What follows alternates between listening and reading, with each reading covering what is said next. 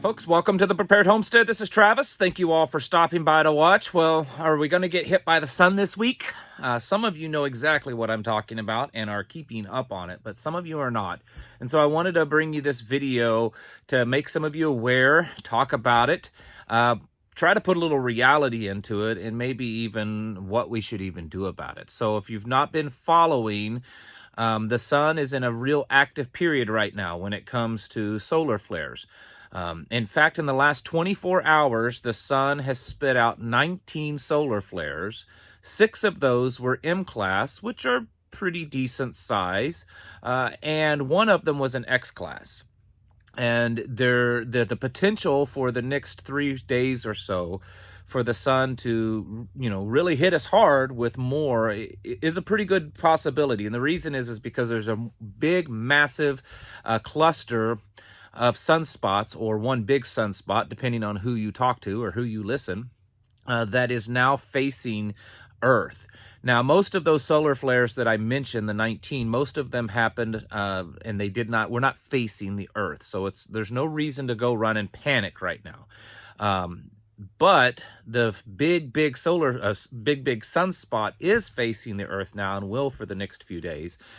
And in fact, and I'm no expert on this, so I guess I should have said that in the beginning. I'm not an expert on this, but the big sunspot that is now facing us is either the largest ever recorded in history or the second largest. I guess it just depends on what resource you're reading, but it is a big one, and it is believed to, as it was on the opposite side of the Earth, so it wasn't facing the Earth, it spit out some really massive solar flares at that time, and now it is facing us, so it has the potential for that. This is always kind of that black swan. It probably is the biggest of all black swan events that many of us worry about. Some of you don't really even know what this is and what the potential is. And without going into great detail, a very large solar flare can release a very large CME, a coronal mass ejection. And what that does is well, to put it simply, it has the potential to completely destroy our electric grid, to knock us back to the Stone Age, basically. In 1859, there was a very large one. And of course, in 1859, there was very little technology. There was virtually no technology, or very little to speak of, to monitor and to basically study the solar flare. And there was a little technology, mostly in telegraph wires. But the solar flare was so powerful that it actually lit telegraph lines on fire. The metal lines, the metal wire, it caused it to melt and to burst into flames. And the few buildings at that time period that did have electrical wiring in them, some of them burnt to the ground because the wiring inside the building burst into flames because the CME was so powerful. If that happened today, it is estimated that it could fry just about everything that is of any kind of electrical. I know some people say, well, we may have the grid may be more hardened than you think, and that some of these modern cars might be able to handle it. They might be able to handle a low-level EMP, okay? But a large CME is going to produce way more energy than a low-level EMP, and it's very doubtful, if it was a big one, that a lot of this stuff could handle it. In fact, if Russia, for instance, and I'm not going to go deep into this because it's not for this video, but let's say if Russia detonated one of their big nuclear weapons and caused a super EMP, it will put out about twice what our military's requirements are for hardening equipment. So whatever our own government hardens their equipment at, a super EMP will be about double that. And a very large CME could definitely fry a lot of things, if not everything. And to put it in perspective without trying to scare everyone, because that's not it, for those of you that don't know, it's not like, if that was to happen, it's not like, well, we'll just start replacing it. All the manufacturing, all the communications, all the electric grid and everything that would be used to manufacture replacement parts is gone. it would take decades, if not centuries, to kind of build back from that. So it is a major, devastating event. The CDC and Homeland Security and other agencies have done studies on events like this. And most of the government's studies say that they predict that within the first year, 90% of the population would be dead. Not because of the CME itself, but because everything would collapse and people would starve and people would die because of the lack of medical equipment and medicines and food and clean water. And their numbers are in the 90% range. So that is all kind of the very short story on CMEs and the possibility. Now, does that mean that we should all start panicking and freaking out? I mean, we have almost 20 in the last 24 hours. An X class, which is the high end. X classes are the big ones, okay? That's happened.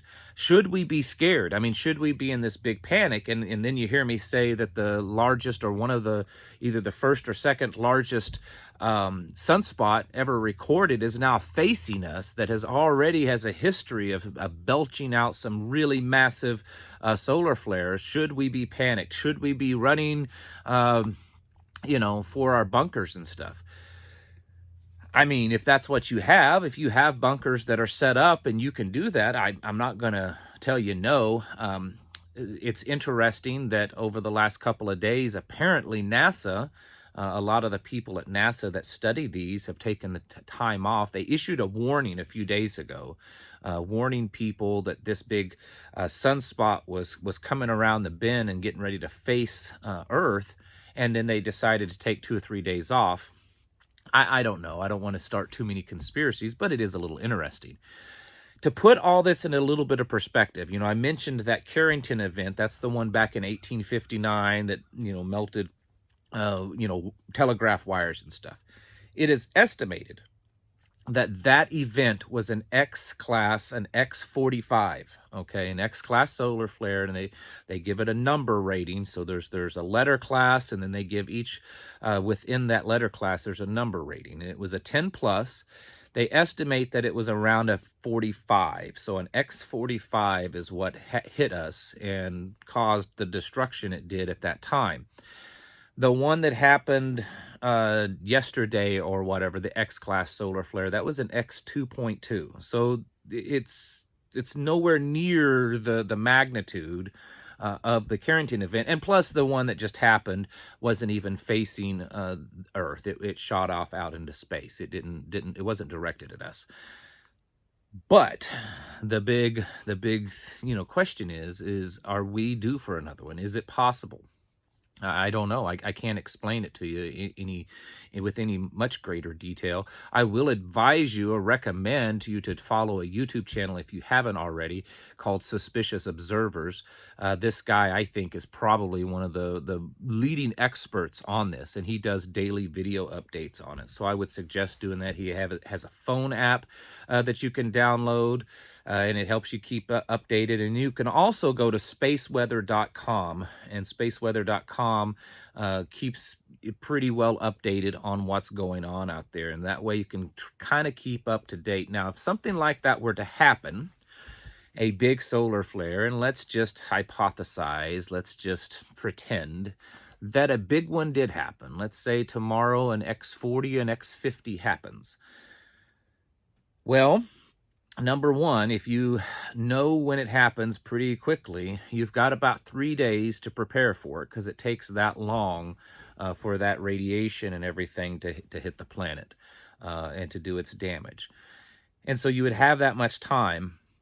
So that's the good thing. If you stay on top of watching these things, especially when there's increased activity, it can give you a little bit of a chance to prepare. Just what should you do this week? Most people are going to say nothing. I don't think it's a bad thing to do at least something. I mean, we've had multiple solar flares. We have one of the largest sunspots in recorded history facing us now, and it has a history of spitting out some pretty big flares. Would it hurt to secure some of your things in, Faraday cages, radios, your ham radio? Maybe you have backups. A lot of people, they have their backup ham radios, and some of them are already secure.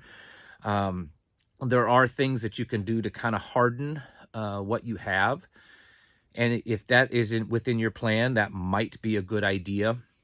Making sure that you have cash on hand, that you've taken some money out of the bank, stock up on things. But in the end, I don't think that everyone should freak out. And I don't think anyone should panic, because here's the deal. These kind of events, they just happen. I mean, there's nothing you can do to change that. And they can happen out of nowhere. So the only thing that I can tell you is to understand them, do as much preparations ahead of time that you can, and just keep a watchful eye on what goes on. Because if one were to happen, you would have a little bit of time to get ready for it. And if it was a big one, if it was one that was possibly capable of knocking out the grid, then you need to get ready for that. Now, I want to add to all that. Okay, this is something else. So the Carrington event back in 1859, remember I said it was an X-45 class. Well, there's another little thing to kind of add to the mix, to add to the recipe. It is believed that we are dealing with a much weaker magnetic field here on our planet than they were back then. In fact, there's a lot of indication that the poles are shifting. Some of you follow that. And that the Earth's magnetic field has become very weak. So would it take an X-45 to knock us back to the Stone Age? I don't know. I can't answer that one. I don't know that anyone can. It may only take something half that powerful to do the damage. There have already in the last couple of days been different places down in the South Pacific, Australia, places down there that ham radios weren't working. They were getting radio interferences from other flares. When a flare happens, it can also affect your mood. It affects your mind, your mood, your emotional level, because of how the radiation and the waves that hit the planet. So that all does affect us. But would it be enough to knock us back to the Stone Age? I can't answer that. I just can tell you that there is a potential for that. I'm not giving you how much of a potential. I just can't do that. I don't know. But we're in a place this week that we see a potential for a very massive flare to be let loose on this planet. And so it might be a good idea for you to take appropriate actions of preparing for that. And if nothing else, at least keep an eye on it, because it at least gives you a little bit of a warning period to get yourselves prepared, because that could be the big one. I mean, if that were to happen, it would forever change, our existence on this planet. It would be a massive, massive event that would really change things. But the thing is what if it wasn't that big of an event? What if it was just big enough to maybe knock out satellites, knock out communications?